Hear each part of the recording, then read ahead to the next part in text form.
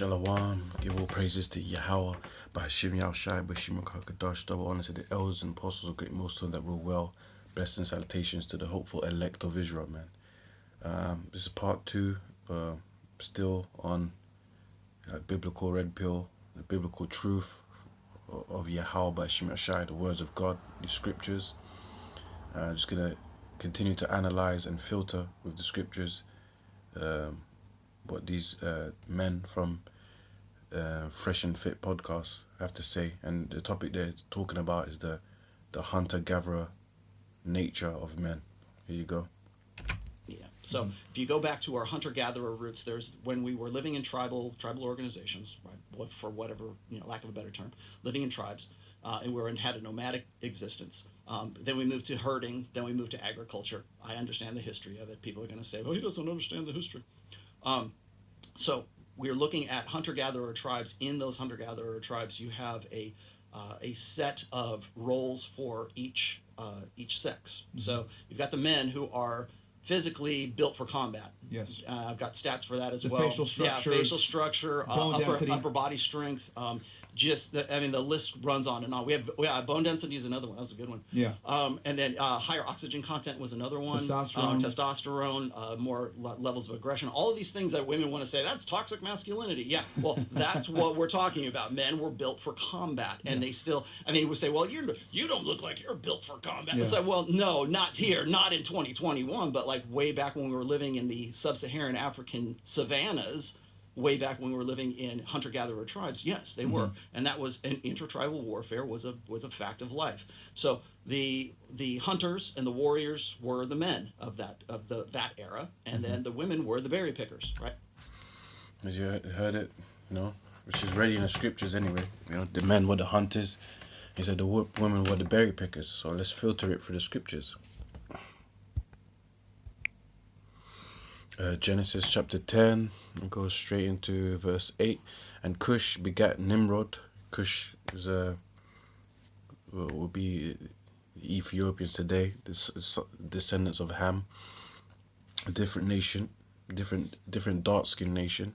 They're not the Israelites. They're not the so-called Negroes, Latinos, Native Americans, Hispanics.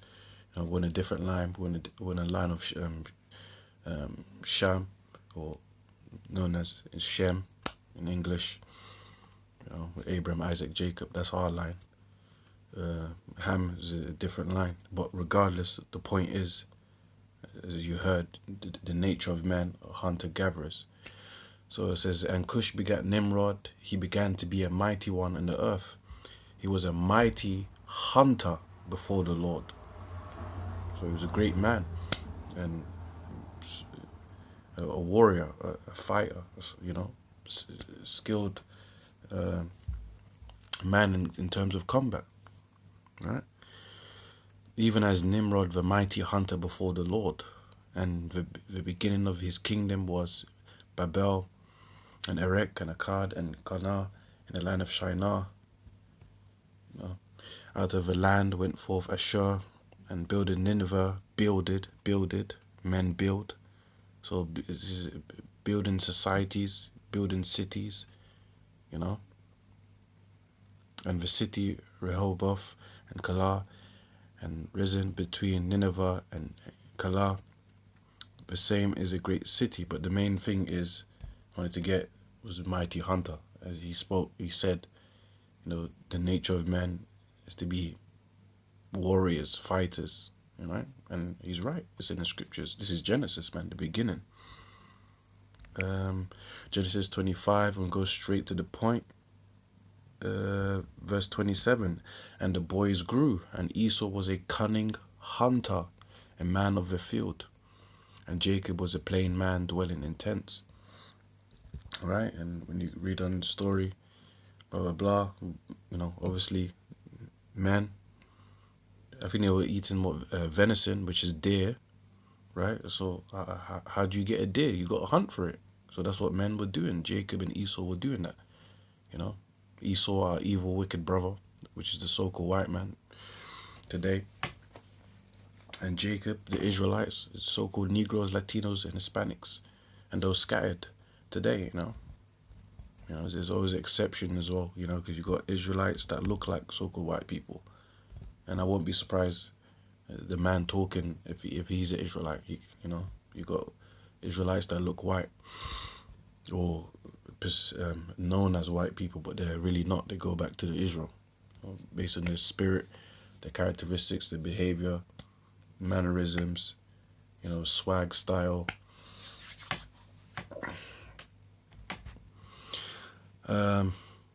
But that's it on that, on the hunter-gatherer type, you know. You can read Book of Numbers 1:8, 1:20, talks about the nation of Israel. They'll go to war at the age of 20, I believe. And this is, the role of the woman. You might have heard this scripture, you know, very popular in the churches, but they don't apply it because they're wicked. A lot of these churches, they apply feminism in their church. They believe men and women are equal, which is not so, you know. But, you know, and there's nothing wrong of a woman being beneath a man. There's nothing wrong with that. That's righteous. It's order, right? And it's even more beneficial for the woman. You know, you get taken care of. But anyways, this is the role of a woman, because he said men were hunter-gatherers, women were collecting berries, you know. It was just, they still worked. Women did work, but it was a different type of work. Men were doing more harder, dangerous type of jobs and protecting society, protecting the people, protecting families, their children and their loved ones, their wives, protecting their stock, their herds, you know. Proverbs 31 verse 10, who can find a virtuous woman, for her price is far above rubies. So women are valuable, but there's only a certain type of woman that are valuable. You know, and you ain't gonna get stuff like that to this extent in this society, man, because women are far gone, man, with this feminism. But heart of her husband doth safely trust in her, so that she have no need of spoil. If she's so good, when she's that good, the husband, you know, trusts what she's gonna do. You know, she will do him good and not evil all the days of her life. But in this society, women, they're wicked, man, and they make bad decisions. Right? She seeketh wool and flax, and worketh willingly with her hands. So she works. She like knitting. You know, knitting is a very, you know, women that are into craft, like, not boasting, but my woman, she's into crafting. She actually knits, because her mum got her into like a craft school. So she knits. I showed brothers, you know, she makes blankets. She's, you know, gonna make, she makes blankets for my soon-to-be child. So that's good, you know, that's a plus thing, you know. She ain't no perfect woman, but she's got, you know, skill, and she does, you know, she got some feminine traits that most women you won't see have. Do you know what I'm saying? So, you know, I praise you, Brakfa, yeah, wish me shout for that. You know, the Lord giving me a woman that does such things. But yeah, it's showing you here. She seeketh wool and flax, and worketh willingly with her hands. She is like the merchant ships. She bringeth her food from afar. She riseth also while it is yet night. So she's an early bird, and giveth meat to her household, and a portion to her maidens. Wow, you see that? She feeds the house, the children, the husband.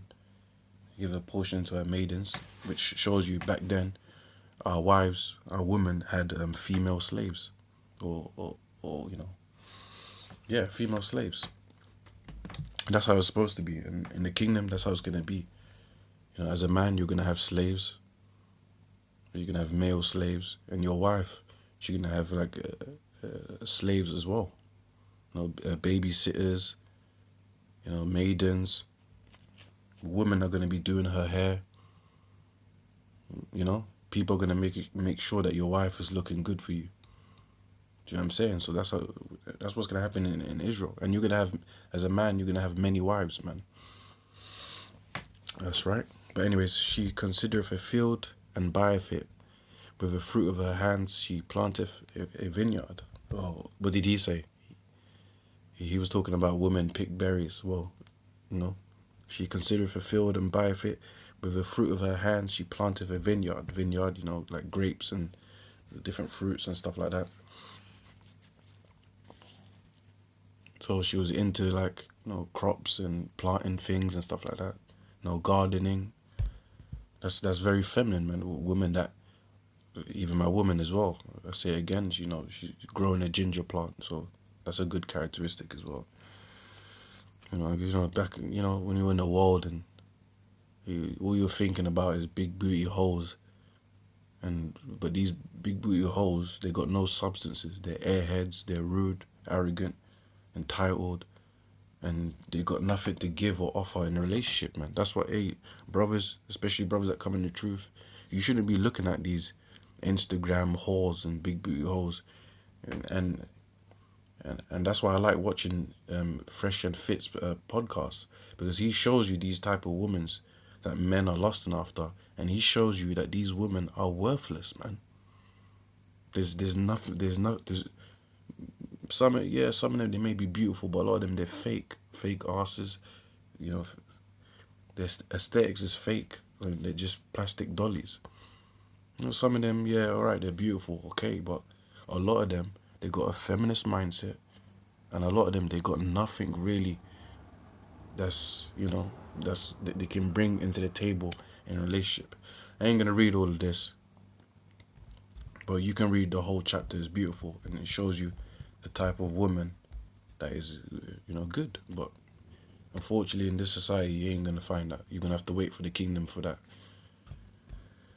But 1 Peter 3, verse 5, for after this manner in the old time, see the ancient time, the holy woman also.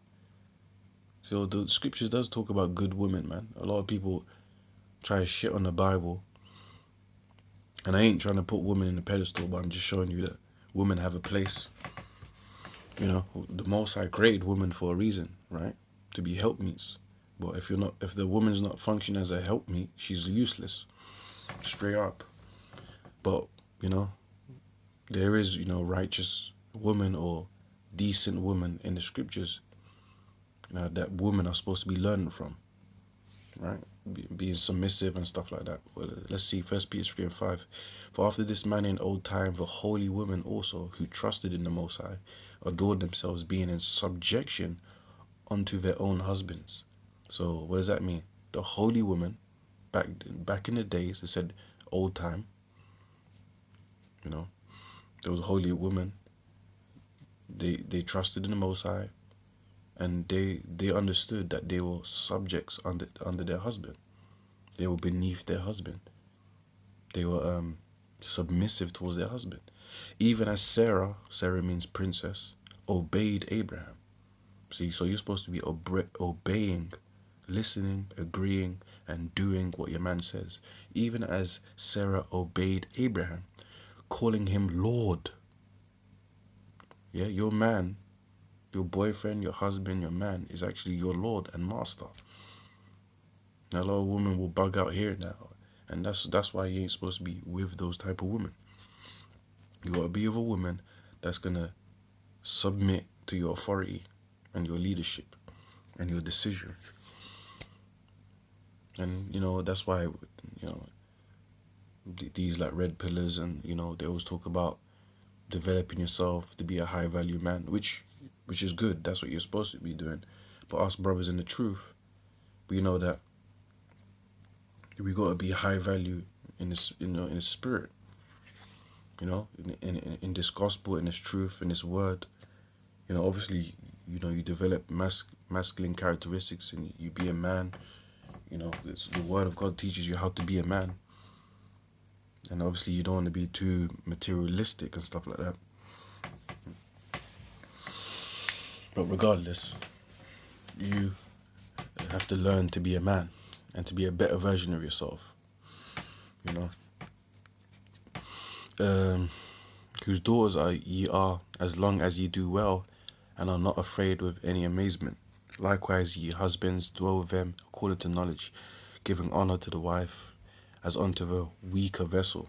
And I think he mentioned something about, or I think he's going to mention, I don't know if he mentioned already, that he was saying something about they're not the weaker gender, or they're just vulnerable, which is,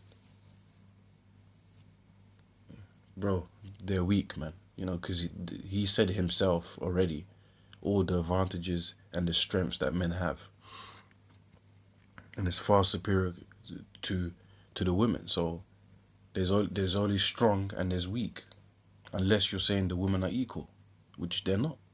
He already laid down the list, so I don't know why he's not saying that the women are weaker. There's nothing wrong with saying that.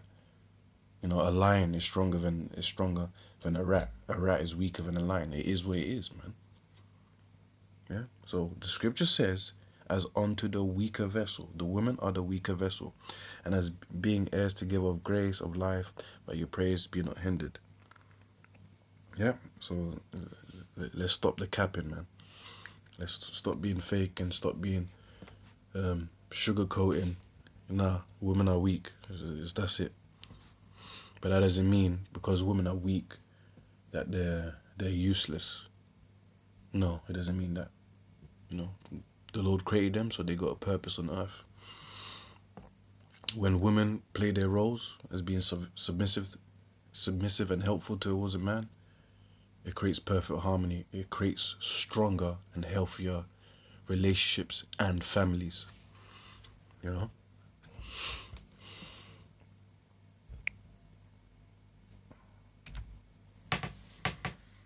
And just so the people know real quick, we have a bunch of studies in the back that Chris may pull up whenever Roland needs to refer to something. So if Roland says, hey, Chris, pull that up, just give us a second.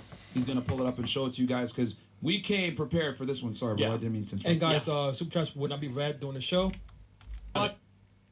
And we'll shout out the Super most factually today. So Chris might have to pull it off the comment. Whenever we talk about, women are the weaker sex, women are the sex, a lot of women, when they hear that, they lose their minds because they think, well, I can kick any guy's butt. So have you seen how weak these guys are? And I can pull the trigger as well as anybody else, right? Well, you're thinking in 20th, 21st century terms, okay? Yeah. Got it. We're talking about way back in the day because we are still the same machines that we were back then. And now, have we progressed from there? Have our brains? Yeah, of course we have. But like we still are beholden, let's just say, to a lot of the same biological truths and factors that our ancestors did. So you go back 100 years, 200 years, 300 years, 400 years. Keep going. How far back do you want to go? You can keep going back 2,000, 3,000, back by millennia. You're still talking about the same basic human machine that's been going on for a long time.